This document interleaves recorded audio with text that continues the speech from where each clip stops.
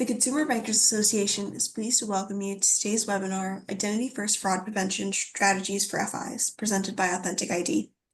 My name is Isabella. It is my pleasure to facilitate today's event. Thank you for joining. Please note we are recording and all participant lines are muted. If you have any trouble, please email conferences@consumerbankers.com or send a message in the Q&A box. This presentation will last up to 60 minutes and will include question and answer opportunities at the end. You may submit a question at any time by entering the questions into the Q&A box on the bottom of your screen. As a reminder, the views expressed in this webinar are those of the presenters and do not represent the views of CBA or its members. It is now my pleasure to introduce our speakers, Stephen Thwaits, Head of Decision Innovation at Authentic ID, and Justin Sorensen, Director of Solution Engineering at Authentic ID. Stephen and Justin, welcome. Perfect, thank you. Thanks, Isabel. I apologize for all that registered last week and we had to move. I had a medical emergency, so as you can tell, just changed the date here.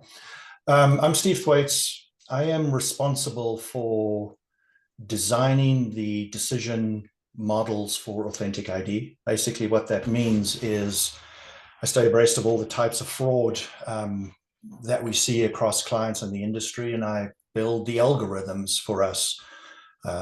Justin takes what I build and helps clients implement that. So what we're going to try avoid on any slide is a sales pitch. So if we get too close to a sales pitch, please put a comment out there and we'll avoid that. Our intent on this is to really try to give you an idea of the nature of fraud that we see out there today and what we're starting to see coming. And we're going to spend a lot of time talking about different ways that our clients and others in the industry who are not our clients are mitigating those frauds. So polling question. I believe, Isabella, you put in a polling question out there. So the first polling question is up on your screen. Please select all that apply. So what fraud is on the rise at your organization? We have synthetic identities, account takeovers, deepfake and generative AI, phishing scams, social engineering fraud, chatbot fraud, ransomware attacks, and payment fraud. So if you take a couple seconds just to click through the ones that apply to you, we can share the data once we get a few more answers in. I'll push this slide. You can start looking at this. I'm sure you've all seen it already while we wait for those questions.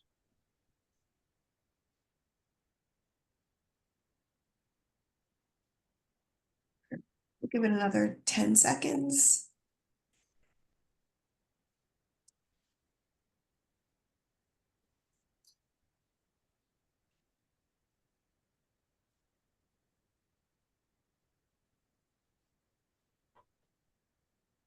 All right, and here are the results. Good mixture. Well, no one has chatbot fraud. I'm not surprised, actually. Ransomware attacks, yeah. Synthetic identities, yep, absolutely becoming a challenge.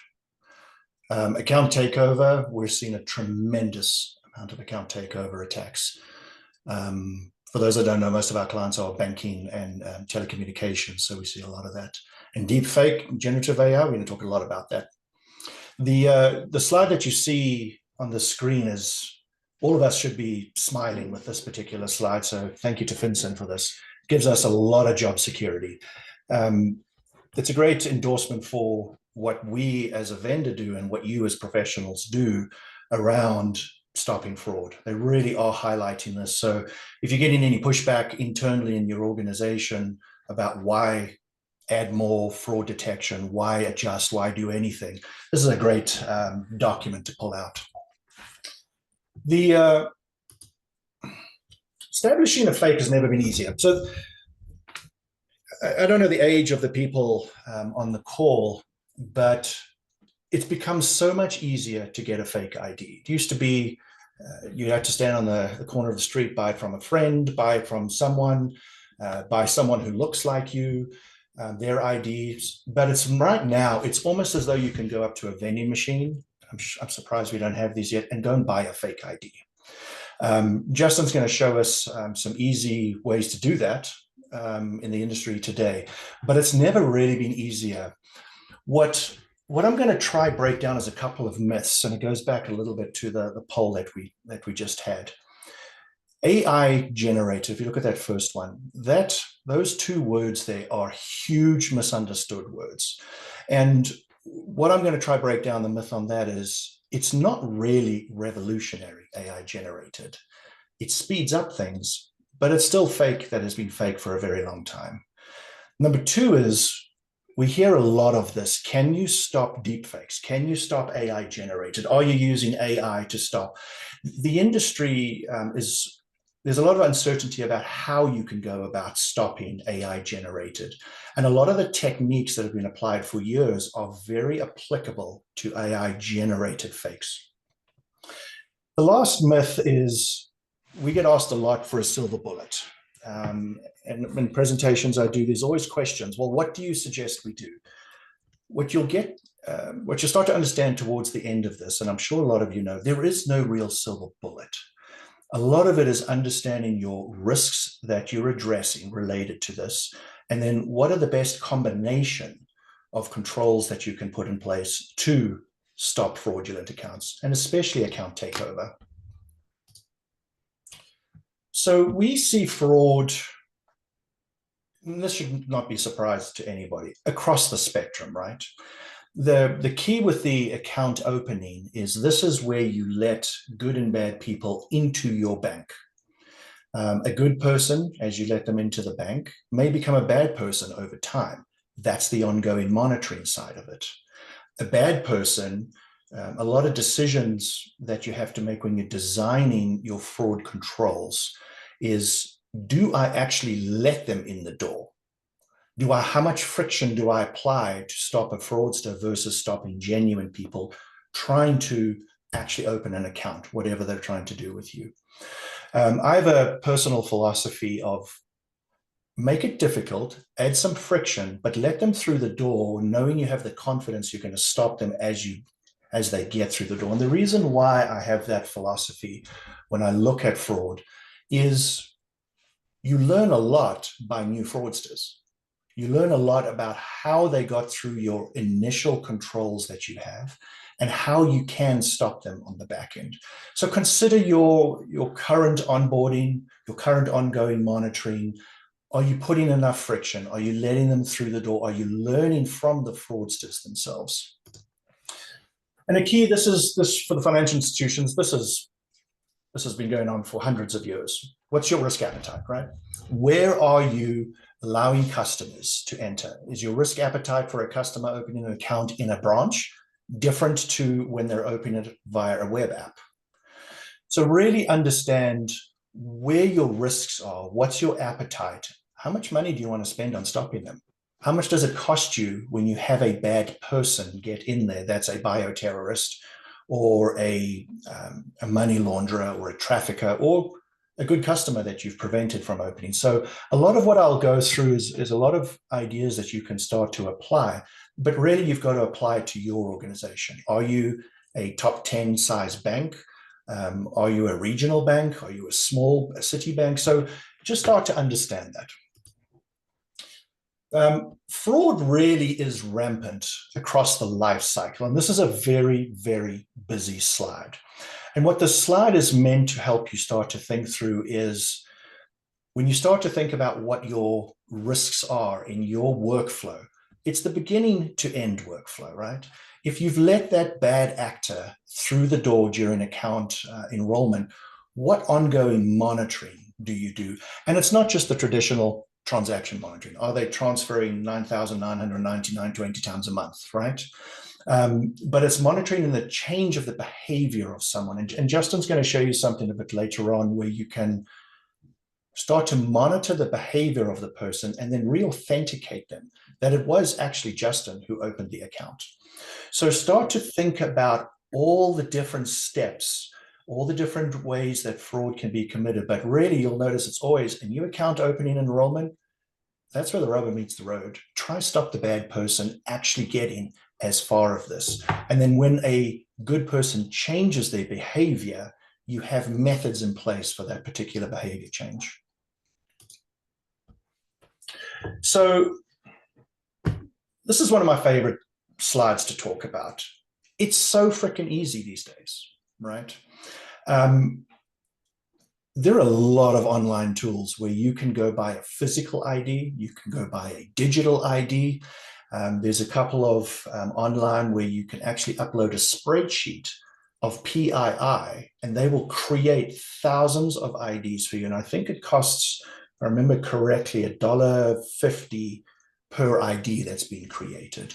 So there's a lot of online tools that you can actually leverage. Justin's going to show you one of our favorite tools. It's actually one of the best we've seen to create fakes. So it's very easy for fraudsters these days, right?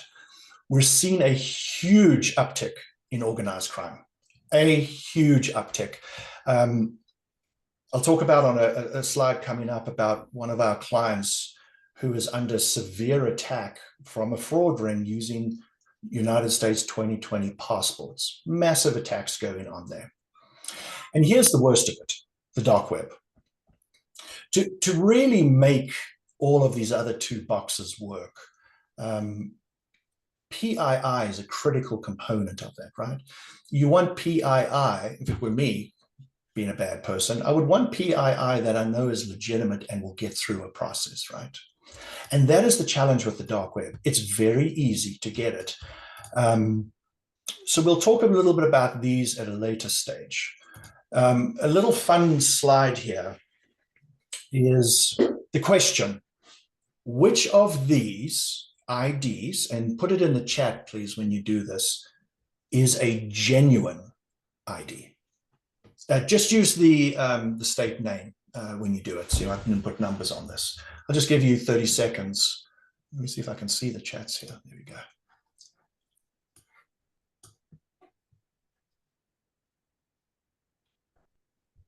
Is everybody alive out there? I don't see anything in the chat. It might just be me.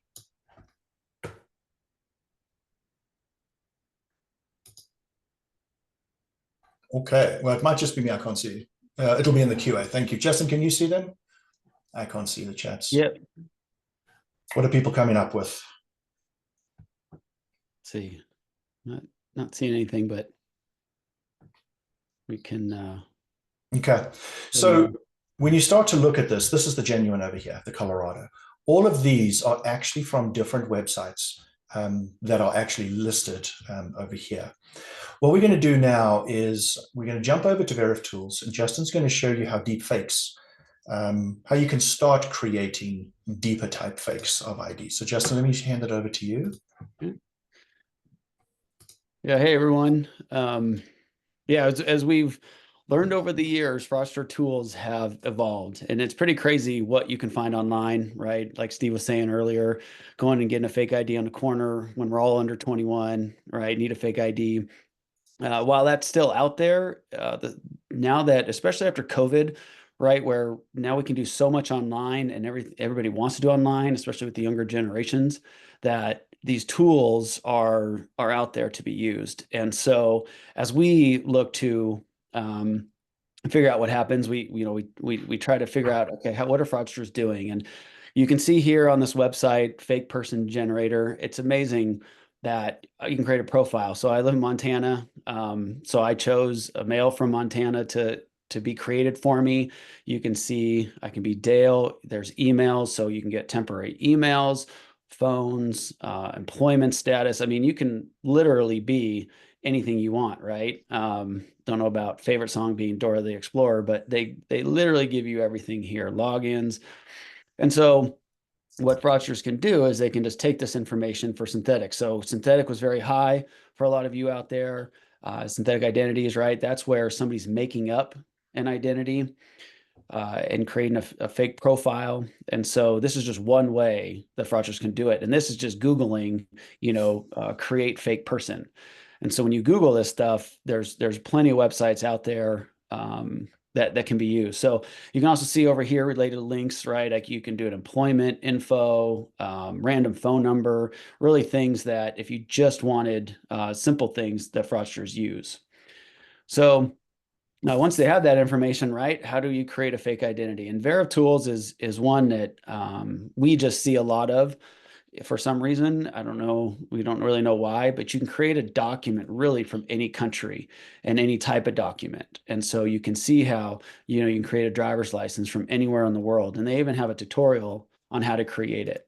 So very easy to do. They walk you through it, including how to even, you can create here's your Gmail generator, but really, here's, their frequently asked questions, right? How to create a document, typical problems, how to remove Photoshop traces, all things that they're doing that with their documents, right? How to make a signature. I mean, it's pretty comprehensive, right? Because you're discoloring the resulting photo, but you can still create a handwritten signature. Same with selfie, where how to print and make a selfie. So they're giving you every step of the way to create a fake ID, and these are all over the website, all over the web. You don't even need to be on the dark web to get these.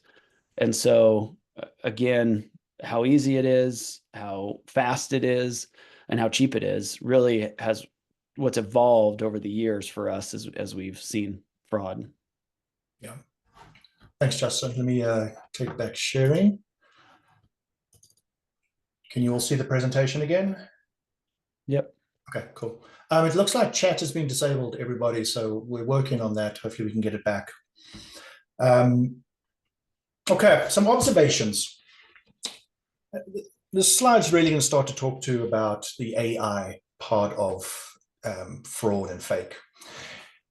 An interesting thing is everybody feels that AI is new, okay? But it's not really new per se. It's just that, I'm sorry, I actually wrote this very poorly. What this is meant to say, though, is fraud is not new per se, using deepfakes and AI to create it. What AI has done is it's made it more sophisticated. The way that you stop AI is very similar to the old school way of looking at fraud. If you think about it, creating a fraud is getting a headshot on an ID, getting PII, whether it's legitimate or not on the ID, and then submitting it in. So AI evolution is really, it hasn't redefined fraud, but it's redefined how you can go about stopping it. It's redefined the speed with which fraud takes place. And speed is a very important thing here. What we have traditionally seen, I've been with Authentic ID since, for the past 7 years. What we have seen is normally when a new document comes out, it takes 6 to 12 months historically for that to start being used in fake account openings. Now with AI, it's really knocked it down to less than 6 months. So the challenge here is the speed of fraud for all of us to manage. How do you keep up when the new 2024s are all coming out and new 2025 documents will start to come out? How do you start to keep up with that? So Justin, let's pretend Justin's the fraudster, right? He's created a deepfake. He's gone onto VerifTools or he's gone to the dark web, and there is for sale right now an equivalent of ChatGPT where you can create fake, not just documents, but you can engage in fake activities using that GPT engine. How does he actually open his account with the fake, right? So you've got to think about it. We've created a deepfake. We've created thousands of them because we've got great tools to do it, but he's still got to open the account. So what we have seen is how AI changes what we have started to look for on stopping particular IDs from being used to open an account. So think about your process, right? Someone walks into a branch or someone is on the web and you've requested an ID from them. Normal person, good person, takes out their ID, puts it on the table, captures it, submits it, we're good to go. But the VerifTools, as an example, is there's no physical document, right? They haven't sent you something in the mail for you to use. Yes, there's websites that do that. But what we're starting to see with generated fakes is high velocities being submitted. So the methods that Justin would use as a fraudster is some easy methods. He would take that VerifTools ID, he'd display it on a computer screen, and he would capture it off that. Or maybe he's creative and he'll print it to paper. sometimes they'll print it to paper, cut it out, and stick it on a hotel card, little cards that you use in a hotel. It's the same size as an ID. He may be, some companies, interestingly, allow users to upload copies of their ID into the workflow. So you may start to see an upload of those JPEGs. These are the easy methods. But the message to get out of here is we're not stopping those generated IDs because they're fake. We're not stopping them because they're generated and they've got a deep fake headshot on there. It's the behavior and method of submission that you're actually stopping. So a lot of people, when they come to look at organizations like ours, what do you do? How do you stop fakes? How do you stop fraud? You stop a fake by using multiple layers upon layers upon layers upon layers. You stop them by saying, how did that ID get into the system? Can it come from a computer? Can it be from paper? Did they upload it? More sophistication, which has started to happen in the past, really 9 months, 2024 is this, injection attacks. So some fraudsters have, and this is particularly with fraud as a service, we're seeing a lot of high velocity identifications being created as fake or purchased on the dark web. And instead of the slow process of capturing it with a camera or printing it to paper, they're just injecting those images into the capture process.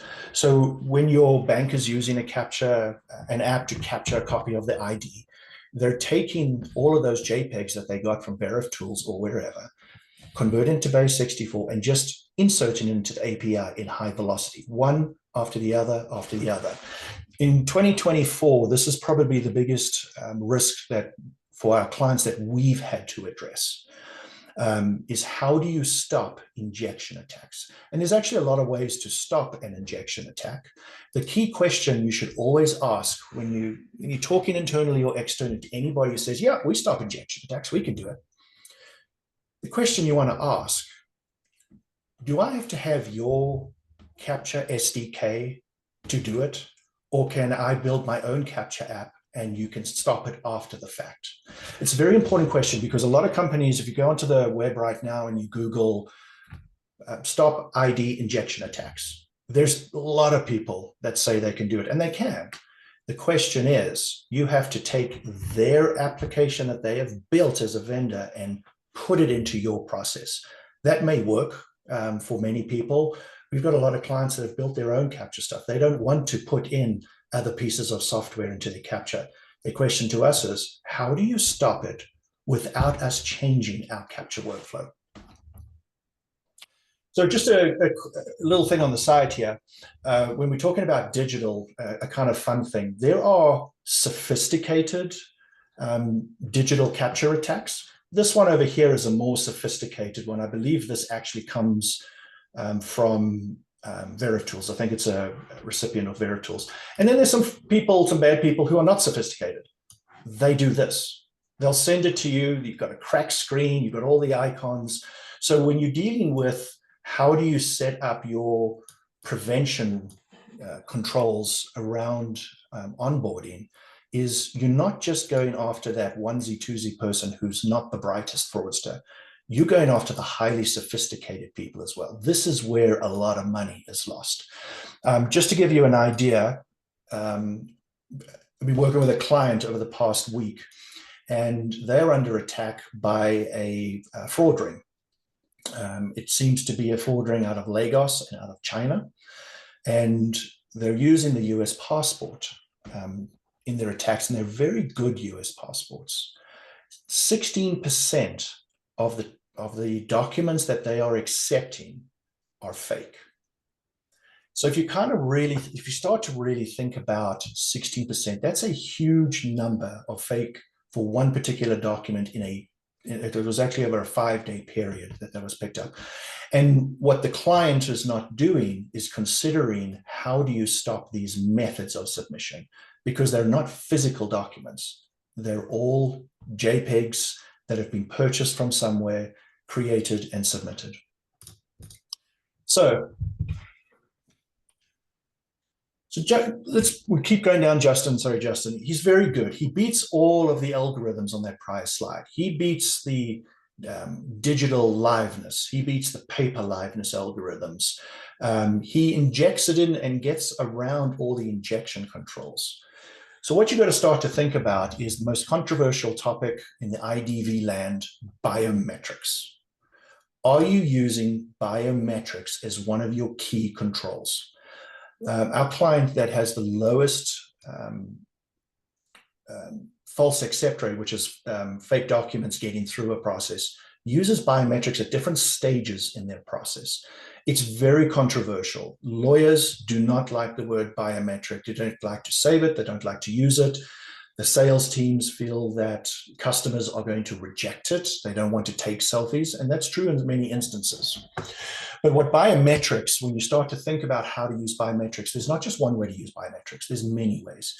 You can take the selfies and compare it to the headshot matching, right? That's pretty straightforward. There is selfie liveness checks. Is the face that I'm capturing, is it a mask? Is it a deep fake that you see on the right here? And while I'm talking here, have a look at these. Let me make it a bit bigger for you.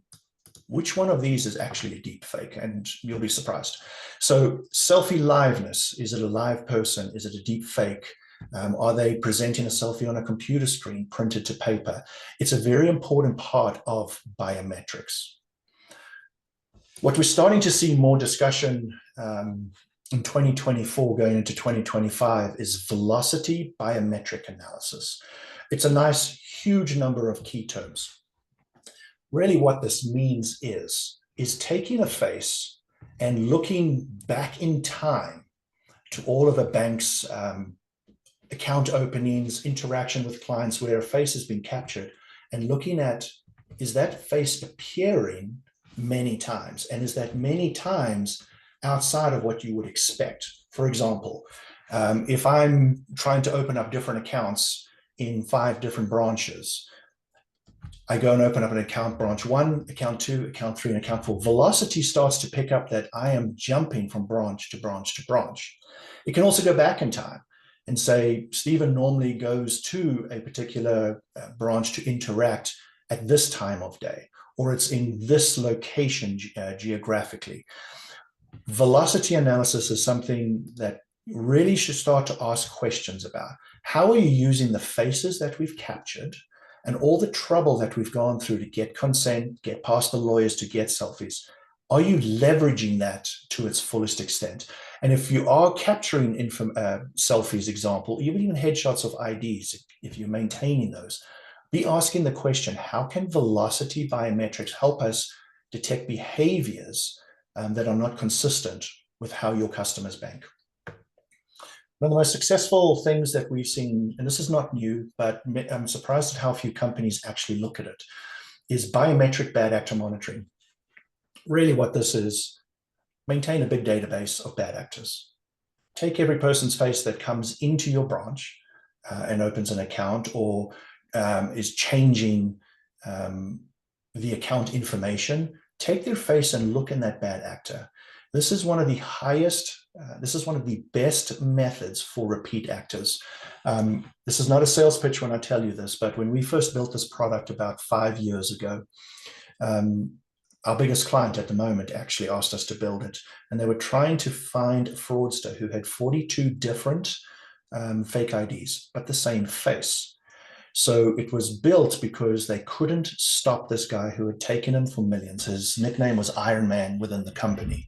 And they built a bad actor database. The moment his face hit that database, it was 3 weeks later, his face got flagged. And they actually used the bad actor monitoring to build a case against him. By every time he went in, his face was flagged. They would capture the security footage. They would capture as much information, so when they prosecuted him, they had all the information they needed. And I'm very surprised that a lot of companies don't leverage this. A lot of companies leverage a watch list. You put a document number or a name in there or a something in there. That doesn't stop a fraudster like Iron Man, but biometric, you can't hide your face for very long. Okay, On the 1, 2, 3, 4, 5, 6, did anybody, I don't know if chat's working, so pat yourself on the back if you guessed that number 4 is the fake one. That's a deep fake. I'm sure a lot of people went with this one, but this is just a different way of cutting a head out of an image. So congratulations if you got number 4 there. Okay, I didn't want to do a sales pitch. I didn't mean to put the word we, but here's a couple of fun examples of computer-generated faces. On the left-hand side here, we've got tons of these. There was an attack in Texas last year where it was all computer-generated faces. In fact, this example that I gave over here, this is one of them. This is a computer-generated face. It is not her actual face. So a lot of different fun examples, but what's starting to see in 2024 is face masks. You've all got the Mission Impossible, tears off the face, it's Tom Cruise underneath it, but we've seen a huge number of face masks start to get used. And this is the question you've got to start to ask your provider that's doing selfie liveness for you. You've got to ask the question because this actually passes on facial recognition. It will compare this ID, this photo on the ID to this mask face over here. The question you want to ask your provider is, okay, you do liveness. You're picking up that the person's not being shown on a computer screen or printed to paper, etc. But can you detect face masks? If the answer is yes, the follow-up question is, well, how well do you do it? If the answer is no, the next question is, well, when are you going to?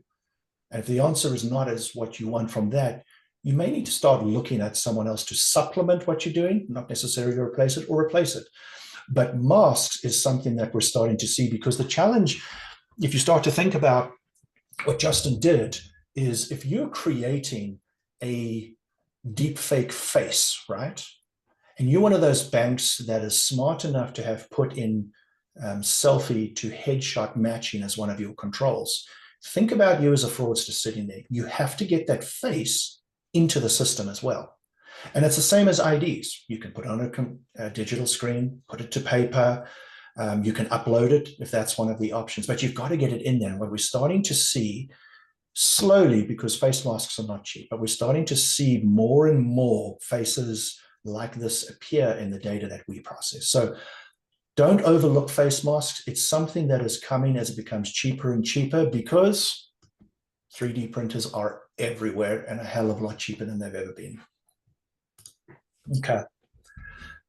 So 99 out of 100 fraudsters are good enough to beat those capture controls that I've already talked about. So in that diagram where I showed them that the door was closed and they're knocking and now they're through the door, what do you do when you haven't stopped them at this particular stage? A lot of people that I've talked to, even within my own organization, all focus on visual algorithms. So just what is a visual algorithm, okay? It could be a combination of holograms. What you may not know is if you zoom in very deep into a lot of IDs, there's minute phrases within the IDs. It's an embedded security feature. Signatures are security features. The secondary faces you see on the document are security. Fonts are security features. And the structure of documents are security features. So a lot of people are misinformed that the way to stop a fake document is only using visual. Visual is one of the steps that you take. But the challenge with visual is it's only as good as the quality of what you've collected. If this little bit of blue, this tiny bit of blue, if there was a minute text underneath that was a security feature that was relied upon, are you going to get it? No, it's going to get through. So quality of image impacts visual security features. And a lot of people are surprised when I talk to them and in our own organization that our detection is probably 50-50 between some visual features, how it looks, to textual codexes. Now, textual codexes is everything on a document, everything. has a meaning. There's a reason why it's there. And what is so fantastic about the evolution of AI is they haven't figured out the different codexes. So when you go into VerifTools and you buy a fake, or you're creating, using those tools in the dark web for ChatGPT equivalent, or you're at that website where you're uploading a spreadsheet of PII, there's a codex for how the document number is created, for how the issue and expiration dates relate to each other, for how optional personal number. Everything on a document has a reason and has a codex. And right now, we're ahead of the fraudsters on this. As an industry, we're ahead because we've discovered the codexes as an industry and are using it to stop it. But fraudsters will catch up, and that's where the risk of AI is coming in. If they can get their hands on large volumes of data that we would have as an organization, you can discover these codexes. So when you start to think and you're asking and you're shopping out there and looking at onboarding solutions, or you're looking at your own solution, ask the question, how are you stopping fake IDs? Are you only relying on one source? And if a vendor ever tells you, oh, we use text algorithms, ask them what kind. It's very important, because text algorithms could just be the wrong case of a phrase on a particular document, or it could be deeper. You know that on this US passport over here, you understand the structure of the document number itself issued by the government, and you know when that document number is out of bounds of what it should be. Those are the in-depth types of textual codexes that are out there that'll take longer to discover. Okay.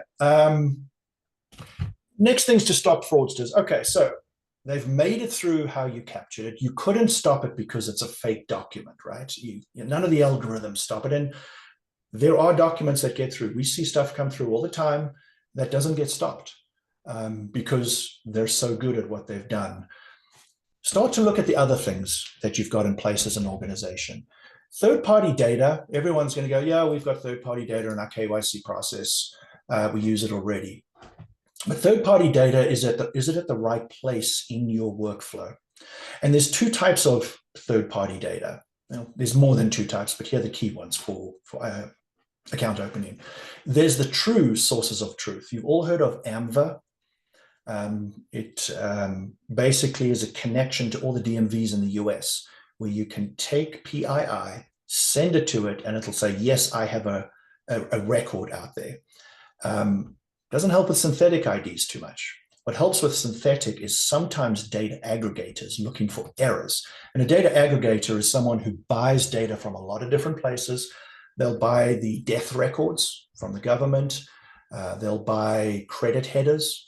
They will accumulate data from, unfortunately, other clients that they have. They accumulate data and create risk scores around this.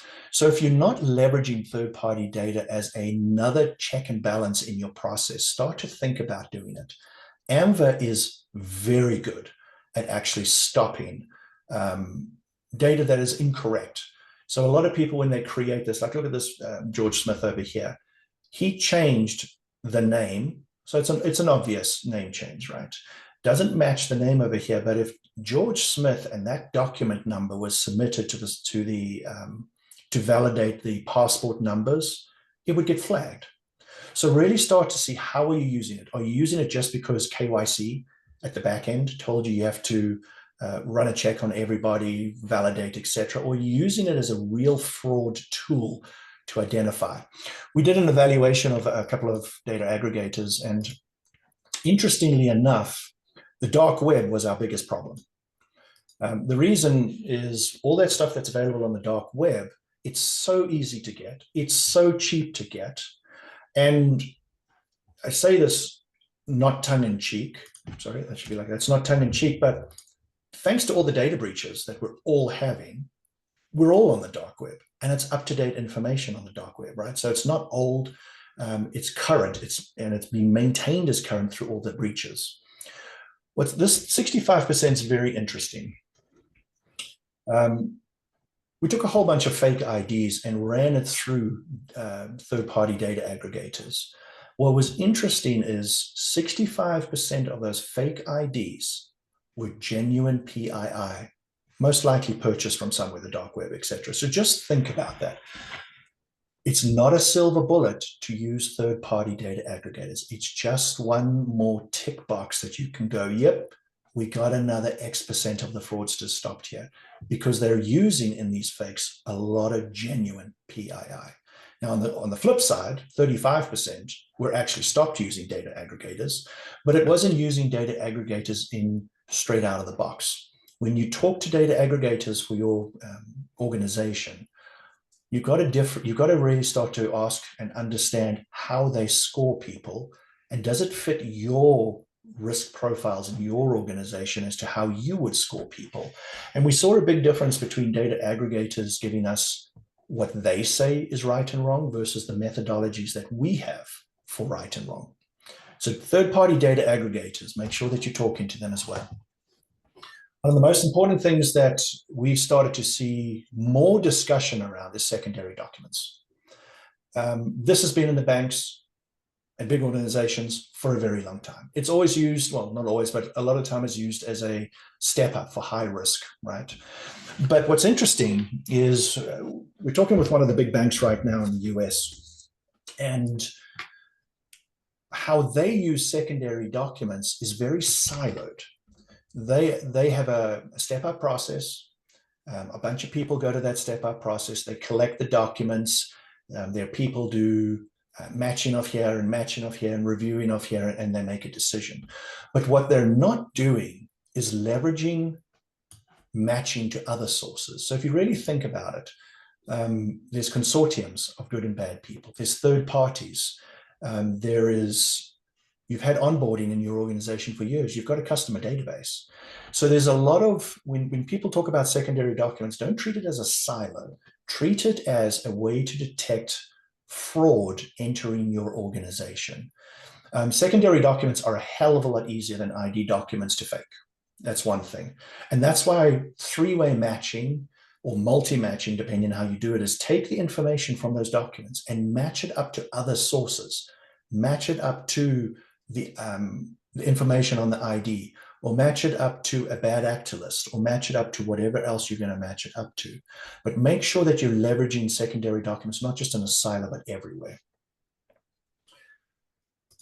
The biggest controversial topic that we're going through, one of the biggest that we're going through right now, is consortiums.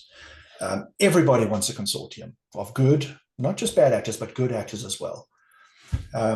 There's internal consortiums, and this is what we saw in this big bank that we're talking about, is they have internal databases of information about people, but their secondary documents process ignores it. It doesn't go in there. It doesn't go in there to see are there a good person or a bad person from any other organization. So make sure that as a professional in your organization, and you're designing how to address fraud risk related to account opening, make sure that you're looking internally for information to share.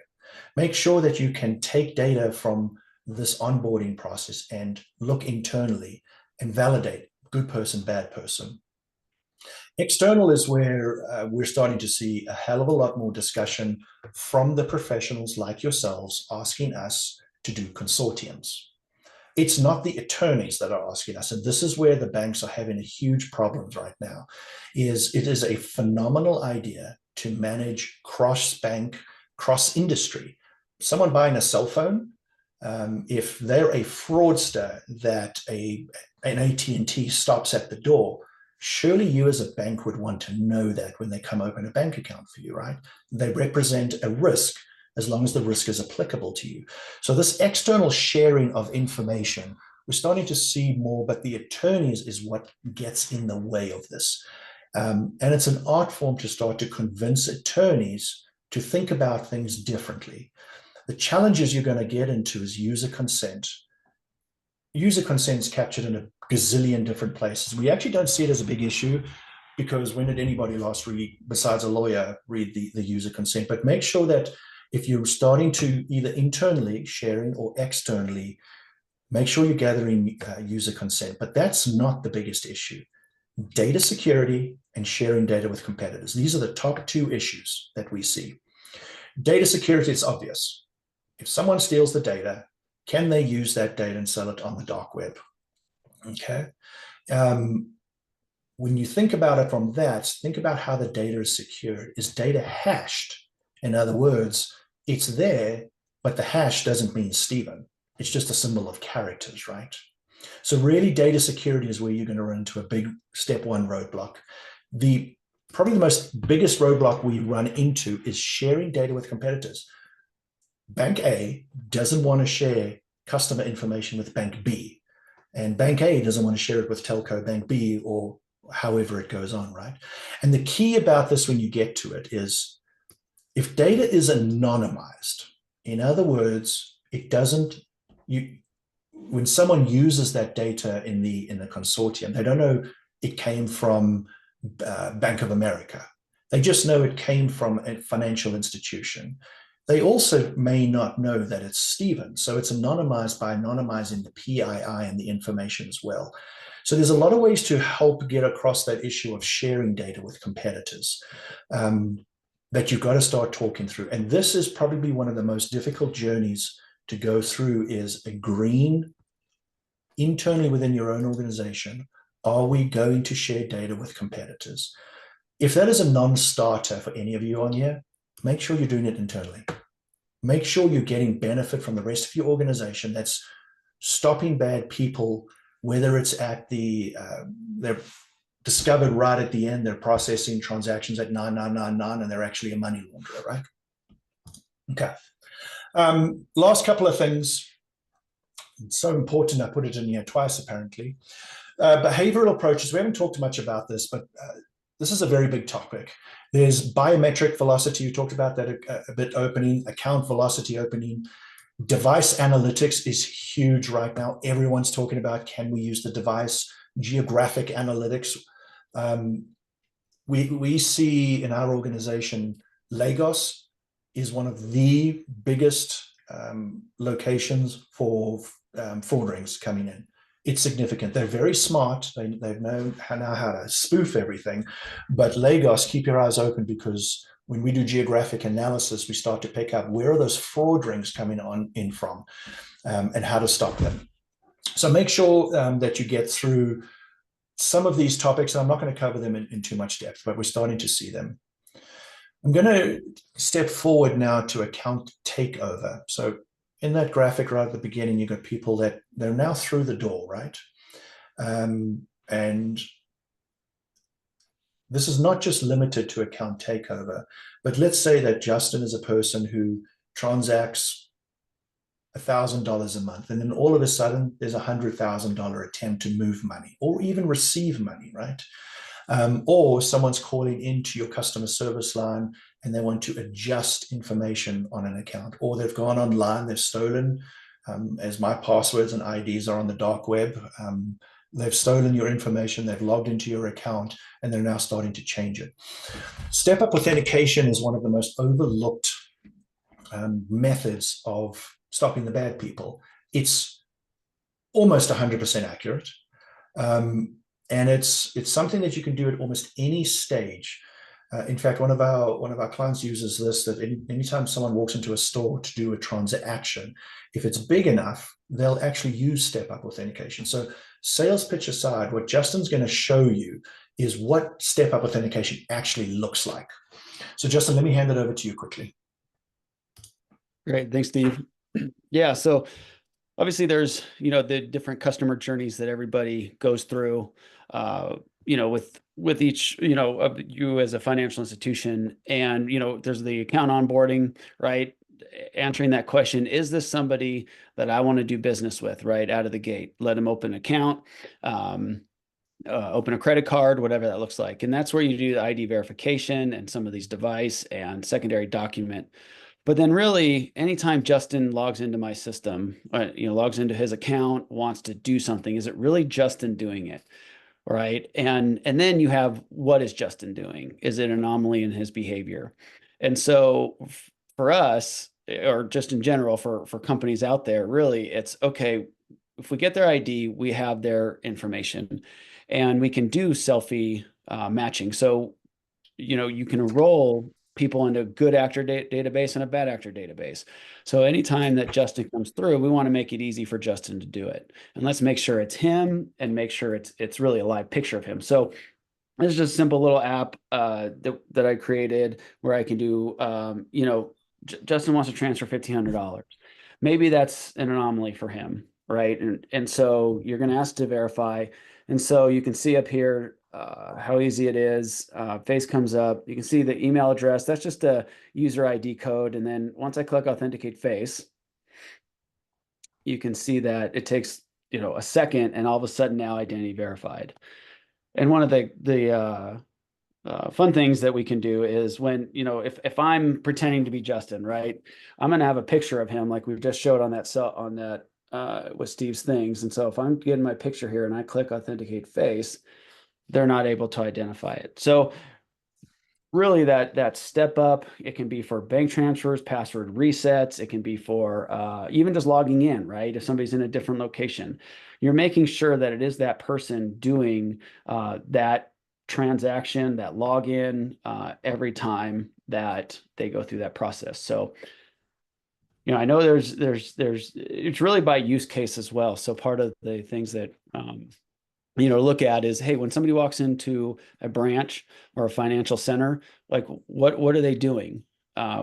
What if, or how do you verify that person? Then if it's online, it's different. So that's where you can customize and tailor your solution and to tackle whatever use case is coming, and really any signals.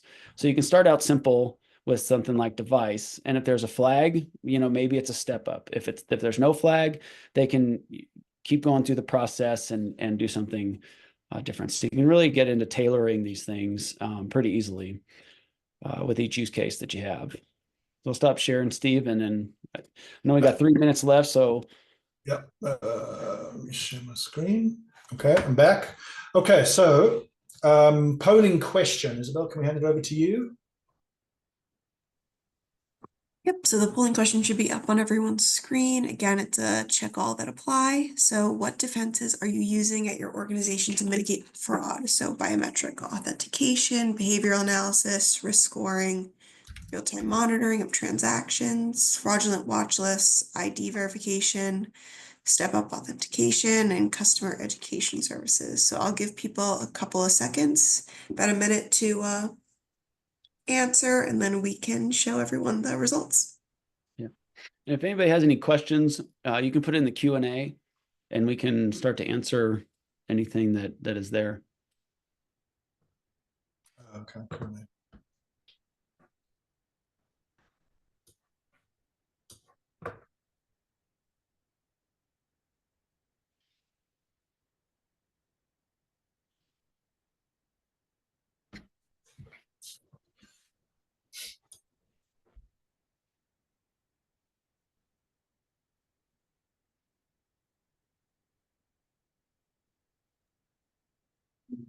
Ten seconds.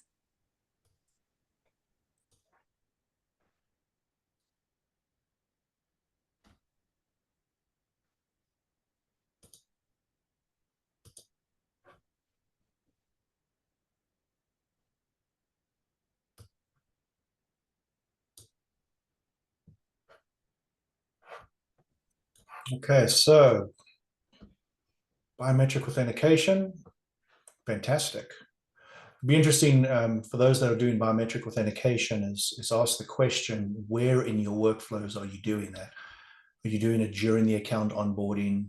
Are you doing the re-authentication during specific types of activities? Do you have good and bad actors lists that you are using the biometric that you've captured and comparing up against those lists? So go back to those considerations right at the beginning. Behavioral analysis, a little bit lower than I was actually expecting.